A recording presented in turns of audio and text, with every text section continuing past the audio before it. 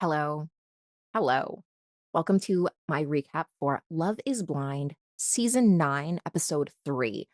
We are we just need to talk about this. We need to get straight into it. I'm going to go straight to sharing my screen cuz why is exactly what we expected to happen and why am I upset about it? So, this episode we open up and Patrick is in the middle of getting stood up.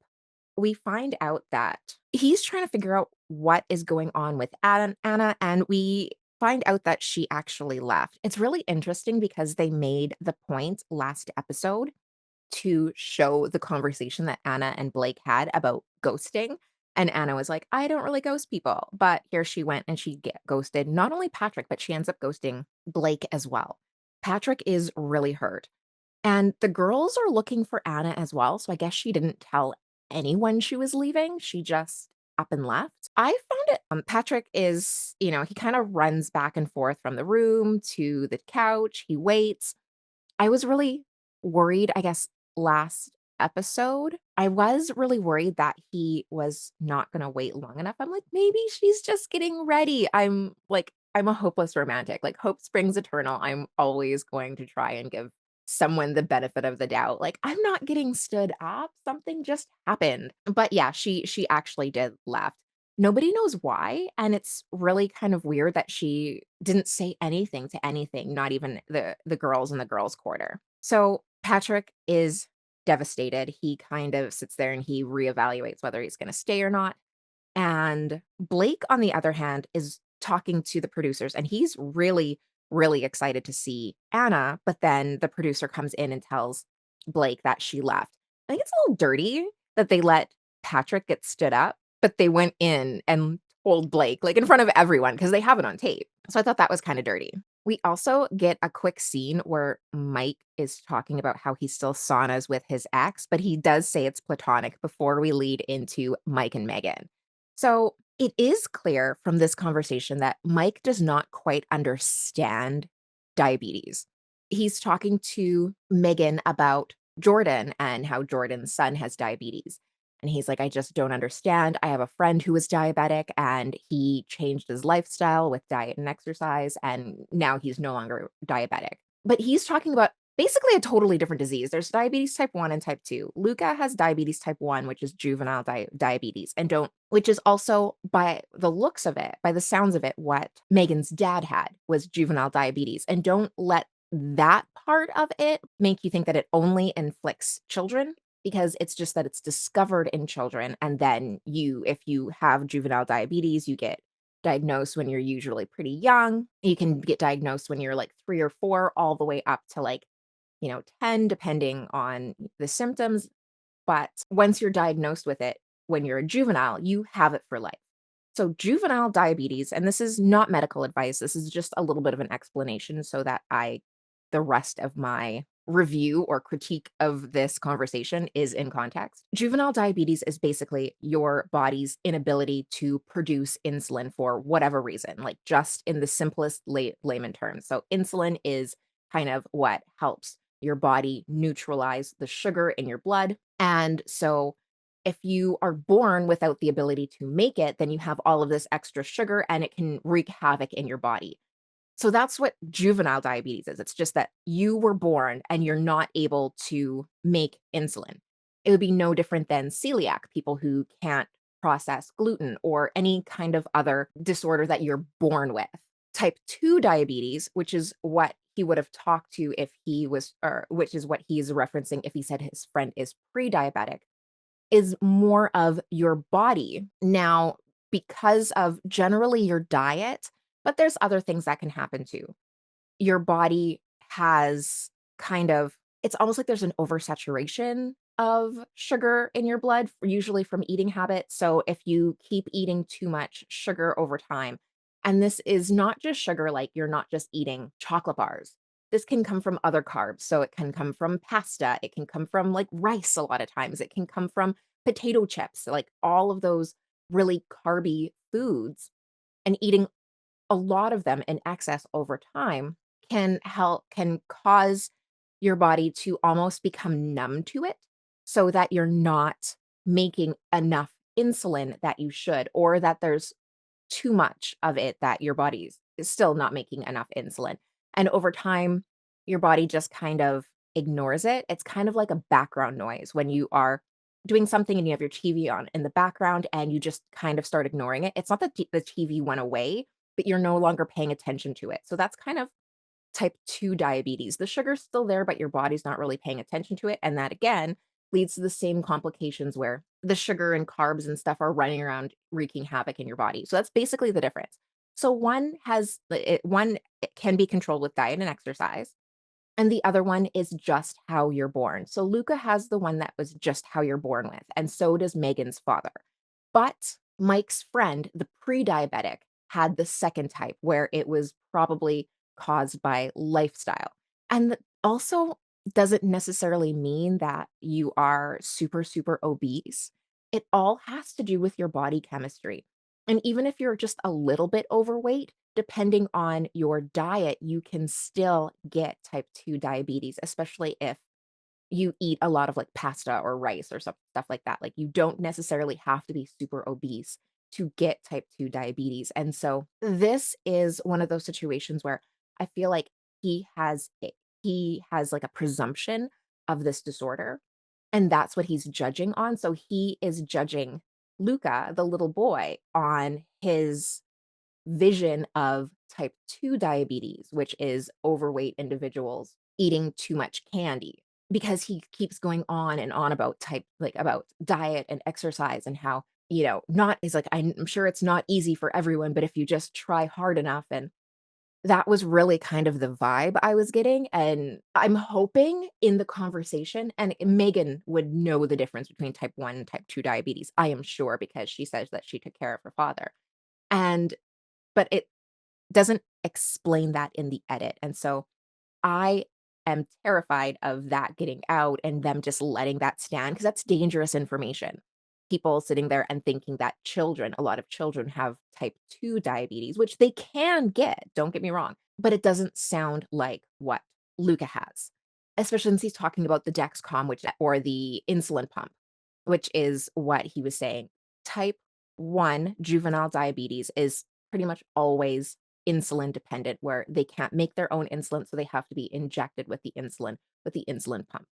Type 2 diabetes, you can do diet, you can do exercise. There's different types of medications you can take to help regulate some of the symptoms. And then if all of those fail, eventually you may end up on insulin. But there's a lot of a different spectrum for type 2 diabetes. But I think that it is dangerous for us to start prejudging, like, everybody that has diabetes without understanding the difference between both of them. So I know it really came off like he was kind of judging Jordan for having an overweight child because he didn't understand type 1 diabetes.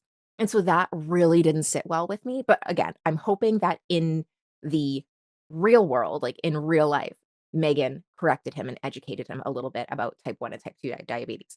So, thank you. Thank you for joining me on my TED Talk. And let's get back into the actual show. So, now one of the reasons why I went on the side is because I don't blame him for not knowing. There's no real reason for him to have to know about diabetes and the difference between diabetes. But he did judge the child on something that he didn't quite understand, and he seems to be very health conscious. He talks about how he wants them to have, like, the most nutritious children, and he's really big into health and diet and stuff like that, so that was a little bit of, like, I wouldn't even say a yellow flag, I would be like a beige flag, just because he is trying to be so health conscious, but he doesn't understand the difference between them. But he was ready to kind of jump into the judgment. Let's see. He In order to change the subject, which again, I think is also part of the edit, he just kind of rips the Band-Aid off and mentions that he still talks to his exes, but it's platonic. She says that she does not talk to any of her exes. She does follow one, but she has him on mute, and it was only because it was kind of a mutual breakup and she didn't want to turn it sour, which I totally get that. Like, just because you 2 broke up in a civil way doesn't mean that you don't want them to still live on the island of the exes. Like, all exes deserve all exes should be, like, round up and, like, sent to an island so you never have to see them again, like that, right? But she didn't want to ruffle any feathers after their breakup, so she still follows him, but she just has him muted so that there's no bad blood, but she doesn't also necessarily wanna see him do good, like, she doesn't want him in her face all the time, which I can totally understand. He does talk about how he is in love with her, and they do have a very playful relationship, it seems. Megan says that she does seem to really enjoy Mike, and she thinks that it's not going to work with her and Jordan. She wants to have the friend zone conversation with Jordan. She thinks that that is imminent and it's gotta happen because 'cause she's gotta narrow it down to 2, and she still is very, very into Blake. He is still her number 1. Jordan does mention that he never wanted kids, which I wrote down red flag because he got a vasectomy after just 1. So does he really want more, or does is he actually set on not having any more, and this is just kind of like, "Well, if you really want one." I don't know, like, I already had the rant about how one does not generally get a vasectomy for temporary birth control. So we kind of already know where I stand on that. So I'm not his mother. I don't know what's in his heart. I'm not inside his head. But I'm still a little bit concerned that maybe he does not, in fact, really want any more children, and this is I don't know, I feel like he's just really downplaying the ability of a vasectomy reversal. He does say that he is materialistic. She kind of laughs at him, and he's like, "I'm materialistic in different ways than you." And these 2 have a really easygoing chemistry, but I just don't see the sparkle between them. Jordan does seem into Megan, but Blake or she reiterates that Blake is still her number 1. She does have a date lined up with him next, and as she heads into that date, he ghosts her. So, we do find out that he goes home, he does not say goodbye, and he basically says that he just feels like he needs more time to commit. She's talking to the girls about it, and she kind of has this epiphany moment where she feels like this is kind of divine intervention, possibly from her father, to focus on Jordan, and that Jordan has been laid out with her. And again, it's that diabetes connection, the type 1 diabetes connection. And this is what I have said time and time again over the last 2 conversations. Well, it's a conversation. The last 2 episodes that I feel like it's a little bit of manipulation. I feel like the producers kind of orchestrated this time between her and Jordan and kind of, pulled some strings to get them a little bit closer than they otherwise would have been. And now that Blake has left, she's taking it as a sign, even though Jordan is her 3rd choice, essentially. Next, we go into the reveal with Madison and Joey, and they have a weird reveal. She seems super happy to see him. She's very impressed. He seems weird, like, they keep having this moment where they're getting close, and he pushes her away, and then he pulls her close, and he pushes her away. It's this really weird dynamic between the 2 of them. There's not any obvious red flags, like, it's not like that what was it? Chelsea and Jimmy scene where he's, like, looking at the camera over the shoulders, and he's like, "Save me." But it's still weird, and he does make some really interesting comments. Did I write them down? Let me see. Oh, he says, "When I hear Madison, it's now associated to that. I mean her." And I'm like, "What?" Like that threw all of the flags went into play. And it's one of those things, like, it's such a weird vibe. I don't know if I buy that he really likes her. I have a sinking feeling that something about her he doesn't like. I don't wanna say it's her weight. I don't know though, because like, she is not like a heavy set girl. Like, she is not. Like, she's healthy, but she is not like fat by any means. And I just think that if that's what you think overweight is, then I think that you have an unrealistic expectation of body image. But there's I feel it could be the edit, but I definitely feel like I'm picking up on something. I don't know what.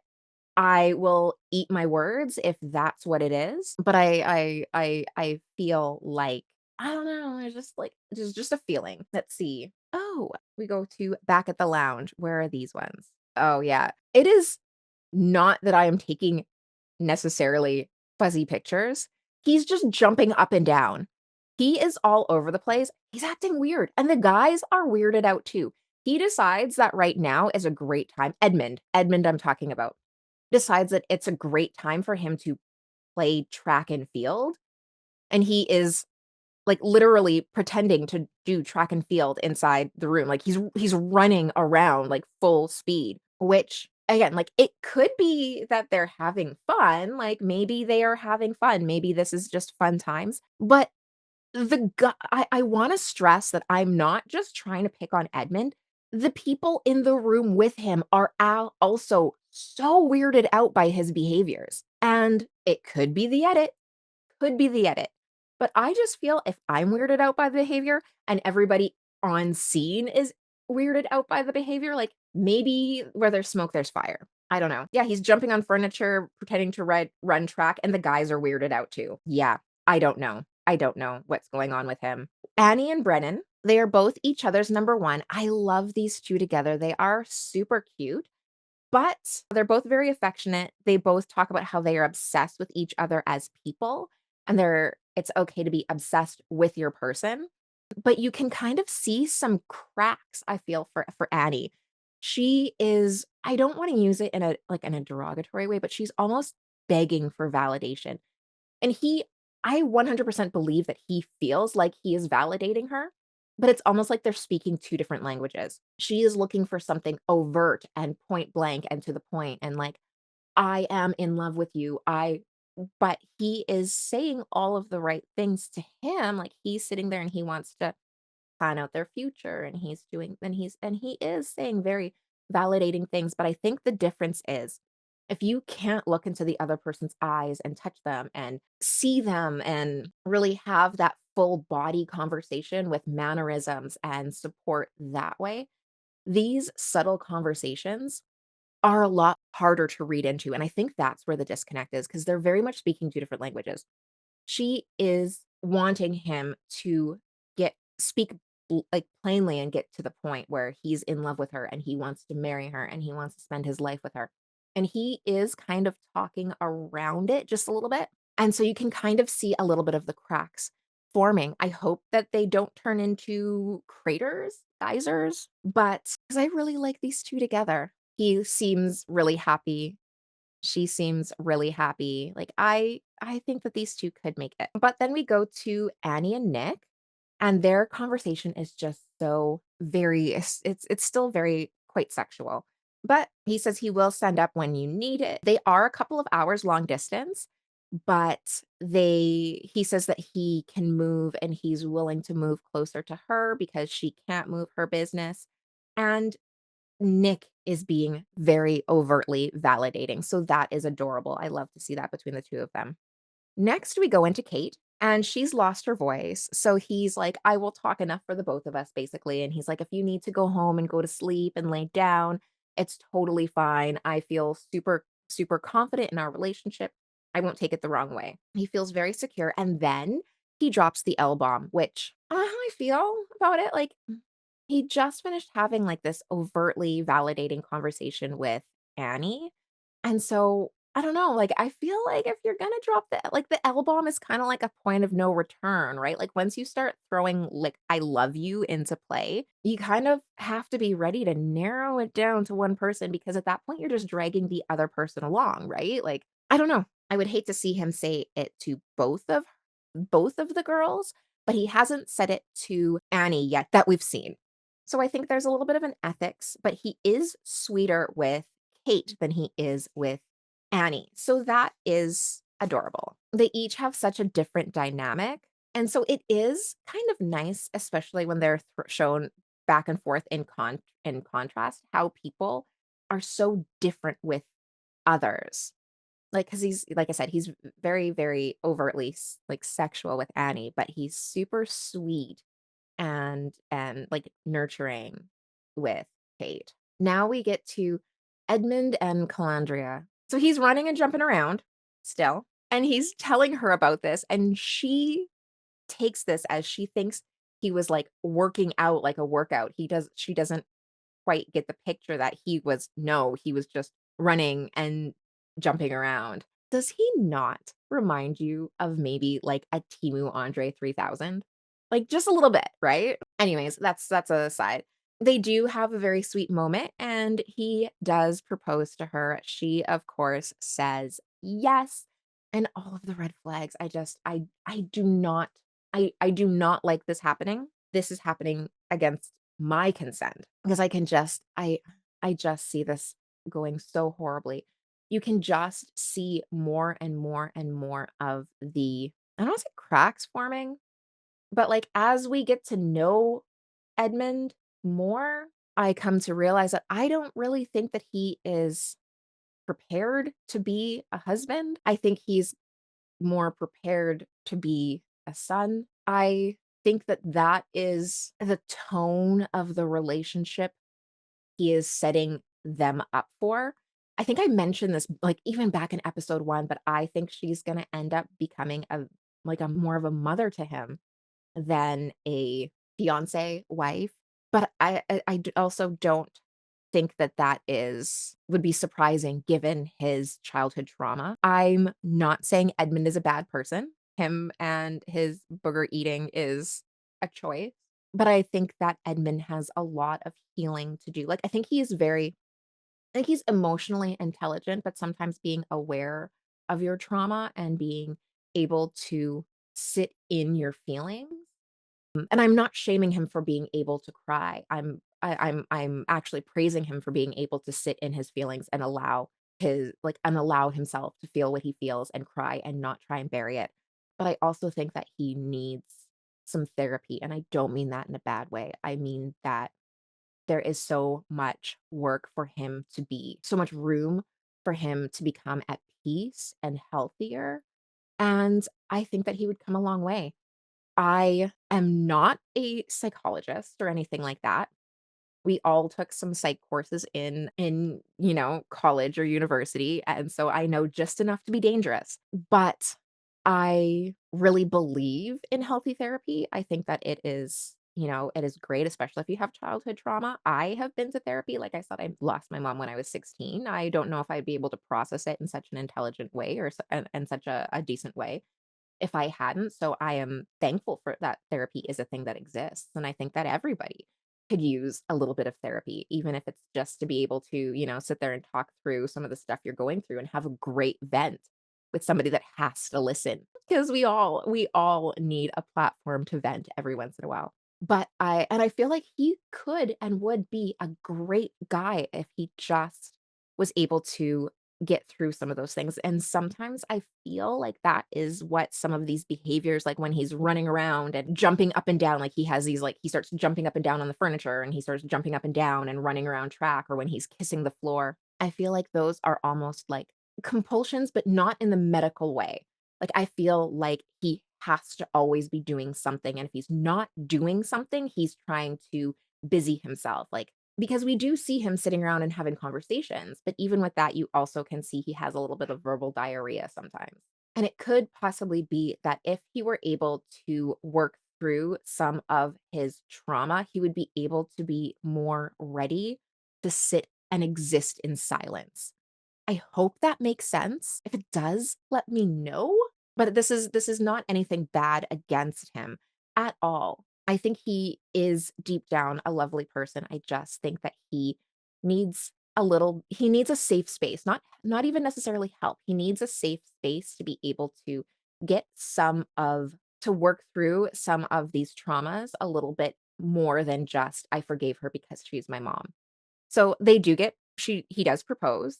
Calandria comes out into is it Calandria or Calabria? I'm so sorry. Comes out, announces it. He bursts into the room, he announces it, and, happy day, are we? So next we get a segment with Patrick, and he's still really hurt. He's still really trying to work through the betrayal of Anna just leaving. I'm doing the same thing that he did. Anna just up and leaving and not saying goodbye. He talks a little bit about his relationship with Casey, and it almost feels like he is trying to convince himself that they're going to work out.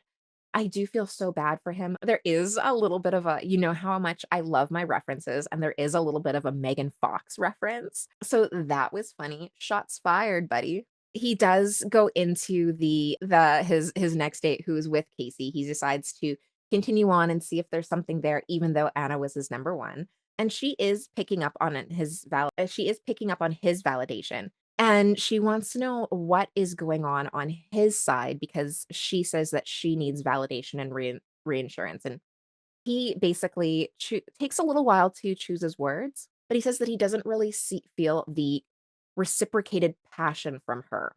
He feels like she's holding back.